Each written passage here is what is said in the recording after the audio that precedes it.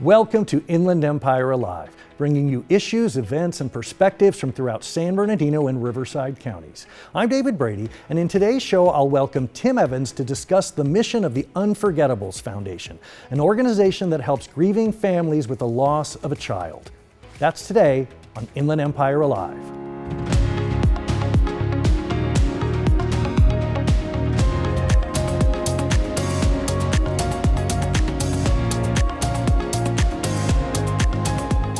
Well, joining me now is the founder and CEO of the Unforgettables Foundation, Tim Evans. Tim, welcome to the program. Thank you very much. It's an honor. Well, your organization has a very unique mission, and I am loath to try to summarize it. Can you talk about what the Unforgettables Foundation is and how it all began? The Unforgettables Foundation is a result of my ability and honor to be with families on the darkest day of their life when I was chaplain of Children's Hospital for 15 years.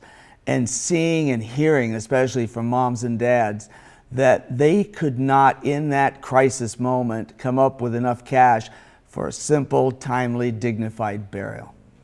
And so now Unforgettables Foundation provides assistance, like you say, in what can be the most painful moment in a family's life. How do they typically are referred to you? How do they learn about the organization? Well, at 25 years of existence, we now are known pretty well by all the mortuary world, the medical and clinic world, education, law enforcement, first responders, government, the clergy world. We have been able to help over 10,000 families. So there's a lot of people in the Inland Empire who have been touched by this unique charitable work. When you talk about a number that high, that must be so gratifying, but at the same time so heartbreaking. How do you balance knowing that you've helped these families, but there's been so much pain that has needed that help? In that humbling work as being the first chaplain of Children's Hospital, I learned very quickly what a sobering side to life it is. Being with families who've lost kids from car accidents and cancer and sickle cell and suicide and stillbirth, all of those things. No one's ever prepared or ready for that moment. And God blessed me to be able to be in that room and practice ministry of presence with hundreds and hundreds, even thousands of families. So it's been a real special obligation that I've been so thankful to be part of. What are some of the things that you hear back from the families? They must be surprised that an organization like yours exists. A lot of people have never heard of us. We don't have a PR department. We've run very lean and small through the years. And so people who are on the front lines as the families, they often have only worked through the mortuary side of it. And the mortuary has been very good in their world to be our screener when we were so small staffed. And they've always talked to the families and sent off applications to us for the ones that they think really fit in that niche.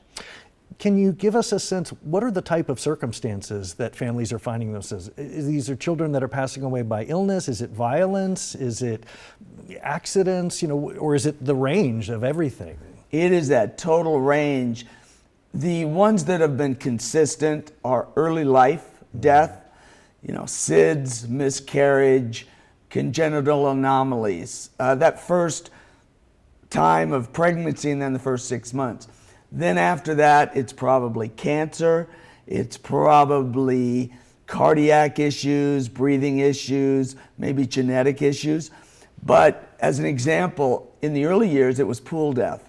But society has really done a good job of educating people to put the screens up, to put the motion detectors out, and we get very few pool deaths. However, now it's focused on suicide and fentanyl overdose.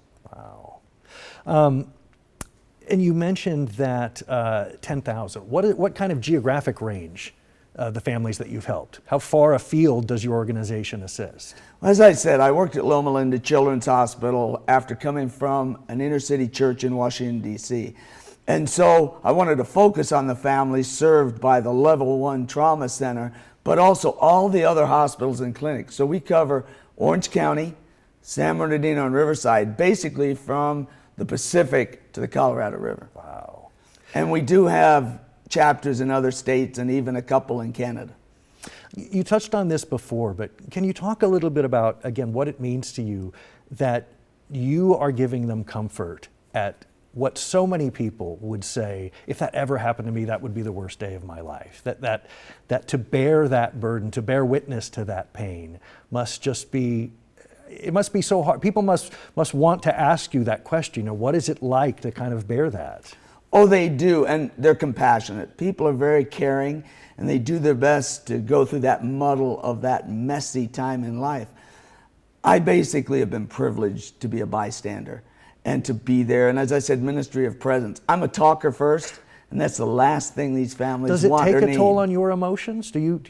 Is it hard to be stoic and kind of get through the details when you hear some of the stories? I think you do develop a certain level of extra skin thickness. I was telling someone I've probably officiated 700 funerals, but thousands of times in the emergency room, in the pediatric intensive care, in the NICU, all of those zones, lots and lots of times. And you try not to become disconnected or less human, even though you do have to develop a little bit of distance professionally in order to do it over and over and over again. I've been so blessed and humbled. And when someone on the street comes up and taps me on the shoulder, sees my logo and says, "You helped my family 12 years ago, 12 months ago, 12 days ago," it is amazing. And yes, we don't always talk to the family that directly. It's often through the mortuary. So many times they've been searching for years for someone from the cause to thank. Let me tell you, that just makes your week, your month, and your year. We'll be back with Tim Evans and more about the Unforgettables Foundation after these messages.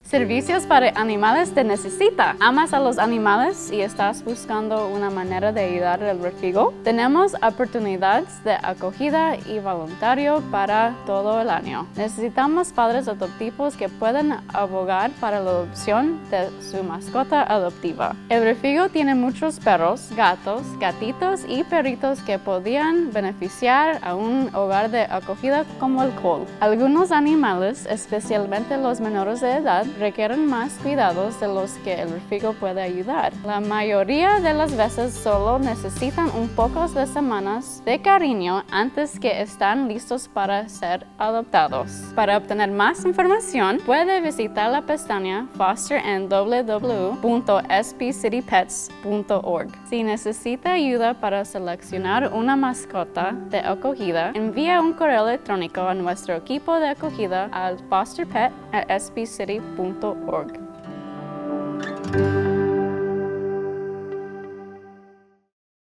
Happy birthday, Max.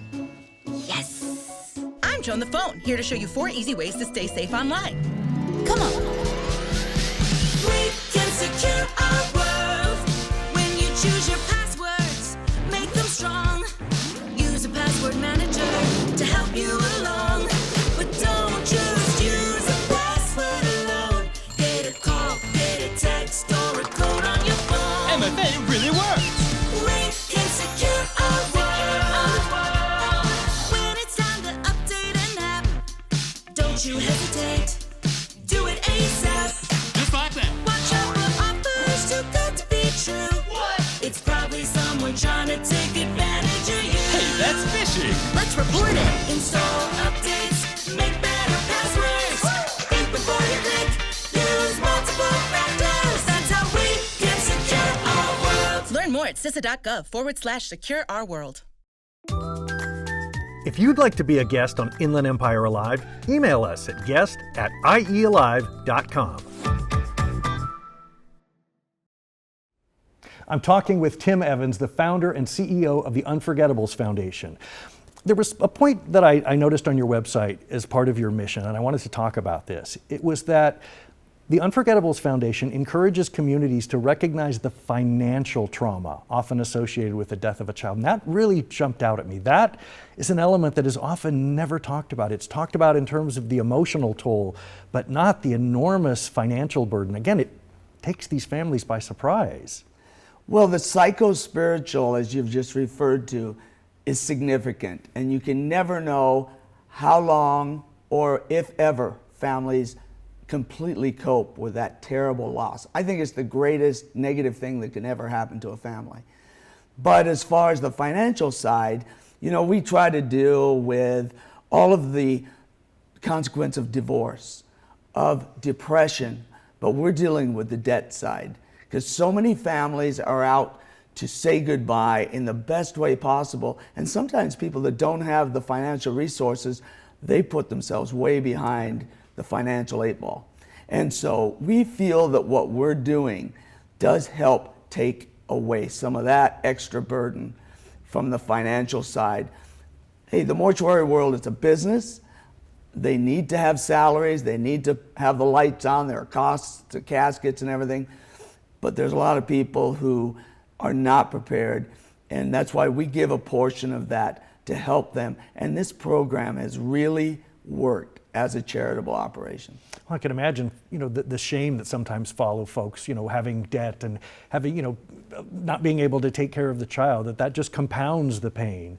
I want to make sure people understand where they can reach out for help. The website is unforgettables.org. Is there a need for donations? Is there a need for volunteers? How can people get involved? I know there are a number of chapters that people can reach out to. Thank you for the question. Yes, there's always a financial need, as with every philanthropy project.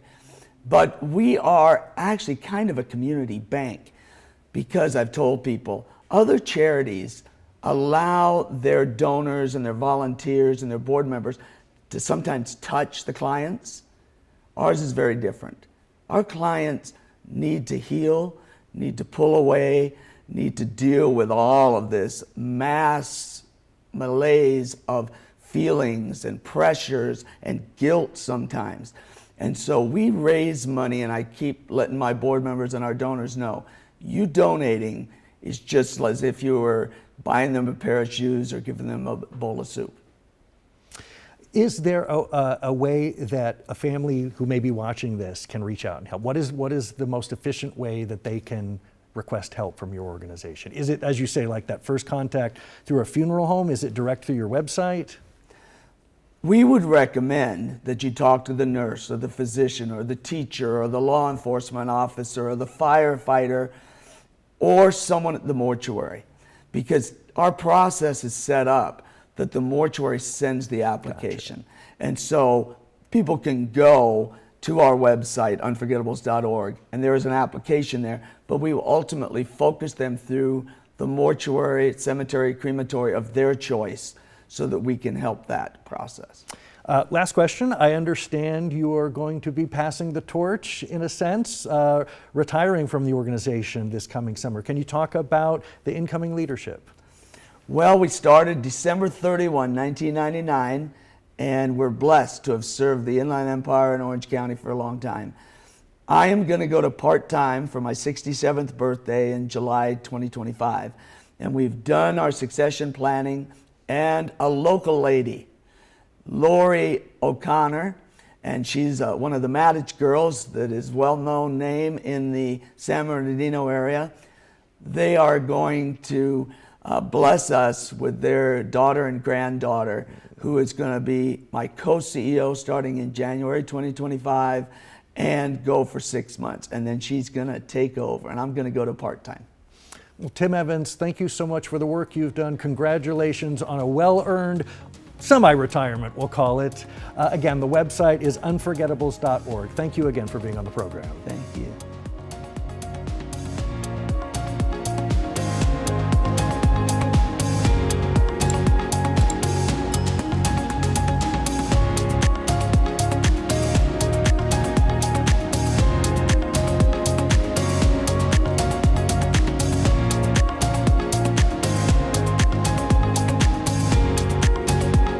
Visit iealive.com.